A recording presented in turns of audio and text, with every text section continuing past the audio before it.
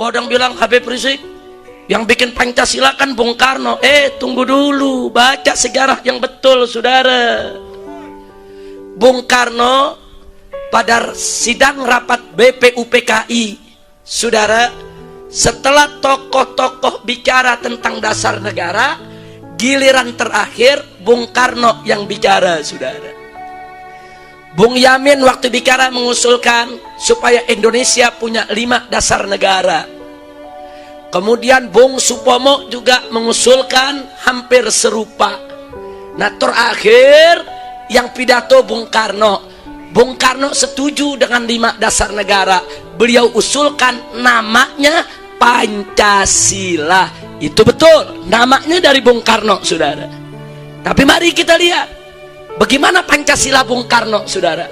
Pancasila Bung Karno, sila ketuhanan dijadikan sila buntut nomor 5.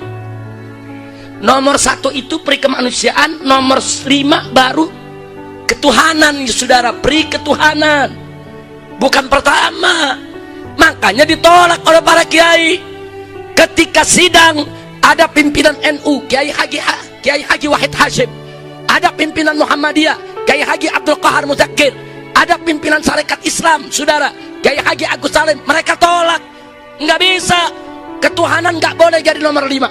Ketuhanan harus jadi nomor 1. Itu ulama yang ngotot, saudara. Biar tahu, setelah berdebat habis-habisan, Bung Karno, Bung Yamin, Bung Hatta nggak menang lawan kiai, saudara. Kiai mau diajak berdebat, Nah, Al-Quran 30 juz ada di kepalanya. Kabar gila Pancasila cuma 5 butir. Betul. Al-Quran 30 juz ada di kepala, Pancasila 5 butir, kecil. Mau diajak berdebat mana bisa. Akhirnya Bung Karno, Bung Hatta, saudara, Bung Yamin, Bung Supomo setuju ketuhanan dijadikan sila yang pertama. Nggak sampai situ, Bung Karno mengusulkan bahwa salah satu sila dalam Pancasila adalah demokrasi. Ditolak oleh ulama, saudara. Nggak bisa. Demokrasi bukan ajaran Islam, bukan demokrasi, tapi musyawarah. Akhirnya dibuatlah sila keempat, kerakyatan yang dipimpin oleh hikmat kebijaksanaan dalam permusyawaratan perwakilan. Kok Habib hafal 5 butir? Masa kita nggak hafal? Makanya saya kaget ada menteri nggak hafal Pancasila. Nah, Pancasila itu sendiri selama ini tergantung yang merawat. Pancasila tatkala dirawat oleh Bung Karno, Pancasila itu ditafsirkan oleh Bung Karno sesuai dengan pahamnya. Karena Bung Karno berpaham nasakom, punya cita-cita untuk menyatukan nasionalisme, agama, dan komunis, maka Pancasila versi Soekarno mengizinkan komunis untuk hidup subur di Indonesia. Walaupun komunis itu sendiri tidak sesuai dengan sila pertama dari Pancasila, tapi karena kebijakan politiknya adalah di tangan Soekarno, dan Soekarno yang merawat Pancasila, maka Pancasila ini ibarat bayi. Jadi kalau kita mau sampaikan bayi ini, anak kecil ini tergantung orang tuanya. Mau dibikin Yahudi, mau dibikin Nasrani, atau mau dibikin apa? Persis, Pancasila seperti bayi ya Pak. Mau dibawa kemana? Nah, karena Soekarno membawa kepada paham nasakom, maka komunis bisa hidup dengan subur di bawah naungan Pancasila versi Soekarno. Begitu Soeharto memimpin, berkuasa di Orde Baru, Soeharto ini berpaham kejawen.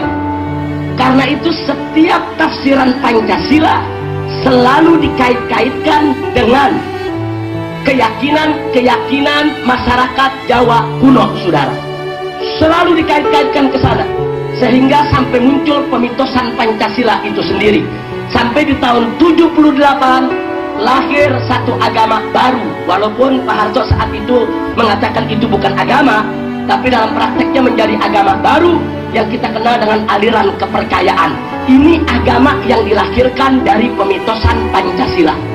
Karena Pancasila dijadikan satu mitologi, kemudian akhirnya melahirkan satu kepercayaan kepada Tuhan Yang Maha Esa yang membenarkan semua agama, lahir yaitu aliran kepercayaan pada tahun 77 yang kemudian pada tahun 78 dimasukkan dalam TAP MPR RI tentang GBHR.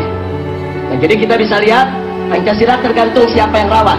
Nah, karena Soeharto seorang anti PKI, maka PKI tidak bisa hidup lagi di bawah Pancasila versi Soeharto, ya. Nah, kemudian begitu Soeharto tumbang, masuk ke era reformasi. Nah, sekarang begitu kita masuk ke era reformasi, Pak Habibie yang berkuasa. Nah, karena Pak Habibie ini walaupun merupakan sisa-sisa daripada Orde Baru, tapi masih punya visi keislaman. Sehingga di bawah Habibie lahir undang-undang yang membolehkan daerah istimewa Aceh untuk menjalankan syariat Islam yang tidak pernah terjadi sepanjang Orde Lama dan Orde Baru, ya. Artinya di sini Habibie menafsirkan Pancasila dengan versi Islamnya, bahwa Pancasila ini harus dirawat dengan rawatan Islam. Karena itu Pancasila tidak boleh dijadikan sebagai penghalang penerapan syariat Islam. Akhirnya syariat Islam gol di Aceh, ya. Itu zaman Habibie golnya undang-undang tersebut. Nah, kemudian begitu Habibie tumbang, naik Gus Dur. Karena Gus Dur ini seorang liberal sejati, pemikirannya bebas, akibatnya Gus Dur pun merawat Pancasila dengan pahamnya yang mengusung kebebasan. Karena itu jangan kaget tatkala Gus Dur mengusulkan supaya TAP MPRS nomor 25 tahun 66 dicabut. Itu TAP MPRS tentang pelarangan PKI, pembubaran PKI, dan pelarangan dari paham komunisme. Nah, kenapa Gus Dur minta itu dicabut? Karena Gus Dur itu seorang liberal sejati. Orang mau jadi muslim, mau jadi kafir, mau agamanya gado-gado, mau jadi komunis, itu dianggap hak asasi manusia, ya, ikhwan. Nah, sehingga Pancasila di bawah asuhan Gus Dur memberi peluang kembali kepada paham-paham semacam itu untuk hidup dengan subur.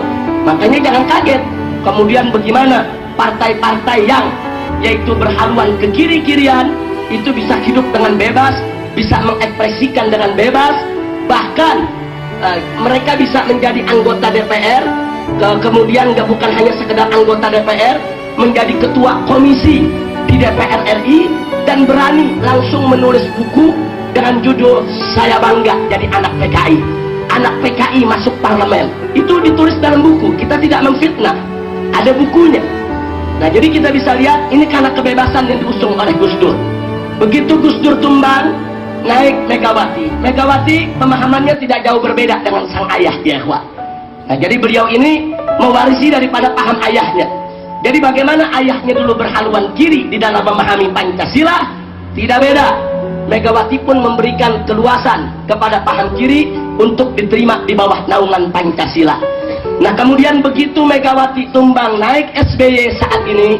Nah, ini SBY ini, saudara, pada saat kampanye untuk menjadi presiden, beliau punya kontrak politik dengan Partai Keadilan Sejahtera, PKS. Jadi PKS waktu diminta untuk mendukung SBY menyodorkan 15 kontrak politik. Salah satunya adalah kalau SBY ingin didukung oleh PKS, salah satunya tidak boleh melakukan dikotomi antara Pancasila dan agama Islam. Karena selama ini yang dilakukan oleh Orde Lama, Orde Baru, dan lainnya selalu melakukan dikotomi antara kedua ini, saudara. Sehingga Islam selalu disuruh berkelahi sama Pancasila. Nah, akibatnya pejuang-pejuang syariat Islam yang terjebak, mereka mengkafir-kafirkan Pancasila, memurtad-murtadkan Pancasila. Pendukung Pancasila tidak mau kalah. Mereka pun mengatakan pejuang-pejuang syariat Islam ekstremis, fundamentalis, bahkan belakangan disebut teroris, ya, ikhwan. Nah, jadi ini satu pertempuran ideologi. Sementara Islam itu sendiri bukan ideologi, tapi merupakan akidah, syariat, dan akhlak. Nah, jadi kita lihat di sini, yang ingin saya tekankan di sini sekali lagi dari pengalaman-pengalaman yang sudah saya sampaikan tadi, jangan kita terjebak untuk dihadap-hadapkan dengan Pancasila.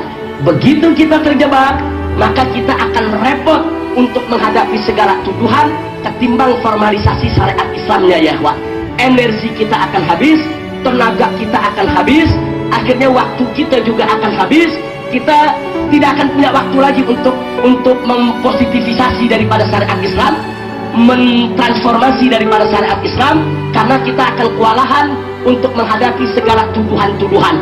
Oh, ini anti Pancasila, ini subversif, ini ingin mendirikan negara, oh ini ingin menggantikan dasar negara, oh ini ingin menghancurkan NKRI, dan seterusnya dan seterusnya. Dan ini sedang dimainkan oleh mereka. Contoh, saya kasih contoh. Pada saat saya dan kawan-kawan dari MUI, dari FUI, kemudian begitu juga dari aktivis-aktivis NU dan Muhammadiyah yang punya peduli terhadap pornografi dan porno aksi, menggelar aksi 1 juta umat di Jakarta. Kita turun aksi 1 juta umat di Jakarta. Tujuannya apa? Hanya untuk mendukung keluarnya, disahkannya RUU anti pornografi dan porno aksi. Besoknya Gus Dur dan kawan-kawan juga menggelar aksi. Walaupun yang hadir bisa terhitung tidak banyak ya, ikhwan. Tapi yang menarik, aksi itu diberikan nama Aksi Bhinneka Tunggal Ika, aksi menyelamatkan Pancasila, aksi menyelamatkan UUD 1945. Artinya apa? Gus Dur dan kawan-kawan mencoba untuk mencari momentum agar para pejuang syariat dihadap-hadapkan kembali dalam Pancasila, ya ikhwan. Karena kalau itu berhasil, berarti pejuang syariat ini anti Pancasila, musuh Pancasila, mau mendirikan negara, mau membubarkan NKRI, mau merusak Bhinneka Tunggal Ika, dan seterusnya dan seterusnya. Tapi alhamdulillah upaya tersebut tidak berhasil. Nah, cuman kita mesti waspada. Upaya-upaya mereka yang anti penegakan syariat Islam akan selalu berupaya untuk mendorong kita dihadap-hadapkan dengan Pancasila. Maka itu jangan terjebak. Sekali lagi, jangan terjebak oleh apa yang mereka sedang upayakan. Maka itu di sini saya tuliskan Pancasila. Tidak ada satupun sila dari Pancasila yang melarang penerapan syariat Islam. Tidak ada. Bahkan jika sila-sila dalam Pancasila dipahami secara benar, justru menjadi pintu gerbang untuk penerapannya. Artinya, kalau mereka orang-orang sekuler mencoba menjadikan Pancasila sebagai tameng, sebagai kendaraan untuk memberangus daripada gerakan-gerakan Islam, maka pejuang-pejuang syariat Islam harus pandai menggunakan siasat. Jangan biarkan mereka yang menafsirkan Pancasila, jangan biarkan mereka yang menerjemahkan Pancasila, jangan biarkan mereka yang merawat Pancasila. Tapi Pancasila itu harus ditafsirkan dengan tafsir kita, harus diartikan dengan arti kita. Jangan sampai kita dihadap-hadapkan dengan Pancasila.